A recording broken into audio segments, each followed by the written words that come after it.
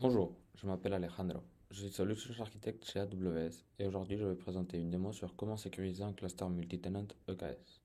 Notamment, je vais parler du guide de bonne pratique EKS et de deux outils, Harden EKS et Kyverno, qui vous permettront de vérifier la conformité de votre cluster avec ces bonnes pratiques.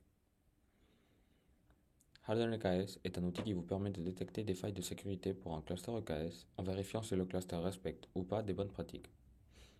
Kyverno est un outil open source, incubé par le Cloud Native Computing Foundation, qui permet de définir des politiques de sécurité sur un cluster pour faire de la détection, mais aussi de la prévention. Cette démo va se centrer sur le respect des bonnes pratiques EKS. AWS publie un guide contenant ces bonnes pratiques sur GitHub. Ce guide est disponible pour tous les utilisateurs du service EKS qui souhaitent sécuriser ou rendre plus résiliente leur charge de travail.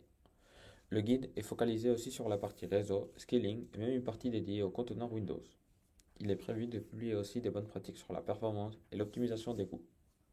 Ce guide est publié sur GitHub dans le but d'itérer rapidement, de rendre les recommandations facilement accessibles aux utilisateurs et pour pouvoir aussi permettre d'ajouter les suggestions de la communauté. Pour le reste de la démo, je vais présenter des outils qui vont vérifier si ces bonnes pratiques sont respectées ou pas. Harden EKS est un outil de détection. Il est disponible sur le GitHub AWS Samples de manière gratuite pour tous les utilisateurs EKS. L'outil permet de vérifier si des règles de best practice sont respectées. Les règles peuvent être appliquées au niveau d'un cluster, mais aussi au niveau d'un namespace. Pour chaque règle non respectée, l'outil vous redirige vers un guide qui vous aidera à la rémédiation de ces problèmes. Par exemple, au niveau cluster, l'outil va vérifier que l'accès anonyme au rôle du cluster est désactivé, ou que les namespaces ont des quotas à assigner. Pour les namespaces, par exemple, une règle vérifiant qu'aucun conteneur s'exécute avec l'utilisateur root est activée par défaut. L'outil comporte aussi des règles qui ne sont pas reliées directement à la sécurité. Par exemple, il existe une règle pour vérifier l'existence d'un serveur de métrique. Kyverno est un policy engine conçu pour Kubernetes. Les politiques sont managées sous forme de ressources Kubernetes, donc il n'est pas nécessaire d'apprendre un nouveau langage pour écrire des politiques. Cela permet de banacher vos politiques avec des outils avec lesquels vous êtes très probablement déjà familiarisé, comme kubectl, Git et Kustomize. Les politiques Kyverno peuvent valider, transformer, générer ou enlever des ressources Kubernetes. Une CLI est disponible pour tester des politiques et pour valider des ressources dans une pipeline CI/CD. Plus de 200 politiques sont disponibles sur le GitHub Kyverno, adaptées à différents besoins. Par exemple, il y a des politiques qui se centrent sur PSS, PSA, mais aussi des politiques créées à partir des meilleures pratiques EKS. Par la suite, je vous montrerai comment on peut utiliser Kyverno pour détecter des ressources non conformes, mais aussi pour empêcher la création de ressources. Pour cette démo, j'ai préparé un cluster EKS avec un déploiement avec un pod. Si on décrit l'état de ce pod, on peut voir qu'il n'y a pas de message d'erreur ou d'alarme contre la sécurité. Le pod se crée sans problème. Par contre, si j'exécute hardenks dans le namespace où le pod est déployé, on peut voir qu'en réalité ce pod ne respecte pas quelques règles de bonne pratique EKS. Par exemple, le pod s'exécute en mode route, ce qui n'est pas conseillé. En cliquant sur le lien qui apparaît à côté du message d'erreur, on est redirigé vers le guide des bonnes pratiques EKS. On a des informations sur comment on peut résoudre ce problème. On peut voir aussi des règles qui s'exécutent contre le cluster, pas seulement au niveau du namespace. Par exemple, on vérifie que tous les namespaces du cluster ont des quotas assignés. On peut voir que le namespace démo n'a pas de quota.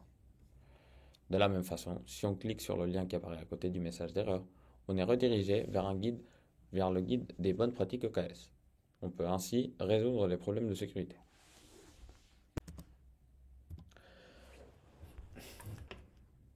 Déployons maintenant quelques politiques Kyverno. Je suis en train de déployer des politiques qui sont publiées sur le GitHub Kyverno dans la section Pod Security. Ces politiques vont nous aider à gérer la sécurité des pods. Relançons le déploiement qu'on a vu avant et vérifions l'état du nouveau pod.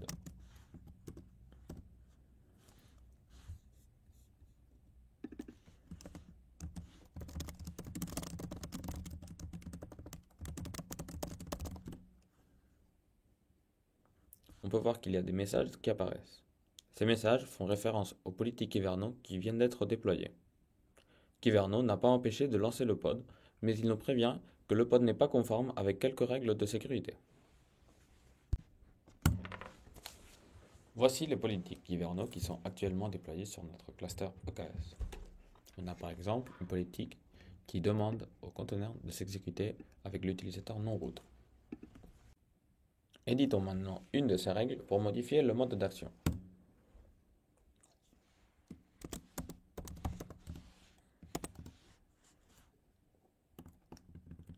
On va modifier le mode d'action en le changeant par enforce. De cette façon, Kyverno va refuser de lancer des pods qui sont non conformes avec nos règles de sécurité. Essayons maintenant de relancer le nouveau déploiement.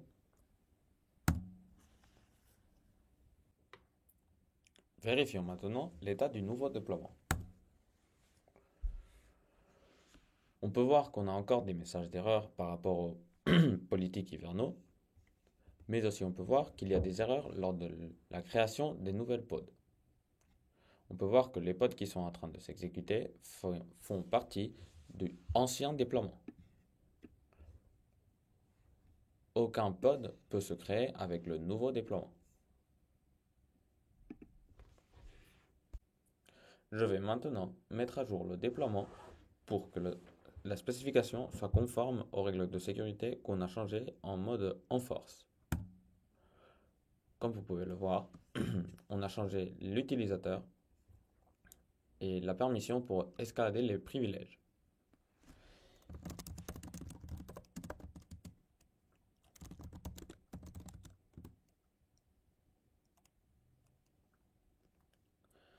Si j'applique les nouveaux changements et je relance le déploiement, on peut voir que comme le pod est conforme avec les règles enforce, le pod peut s'exécuter. Aucun pod de le hold replica est actif. On a cependant encore quelques warnings par rapport aux règles audit qu'on n'a pas réglées. En relançant Harden EKS, on peut voir qu'aucun message de sécurité apparaît sur le namespace démon. On a bien corrigé les deux warnings qu'on avait avant. Pour finir cette démonstration, je mets à disposition des liens vers les sites dont on a parlé aujourd'hui. Je vous remercie d'avoir assisté à cette démo. Au revoir.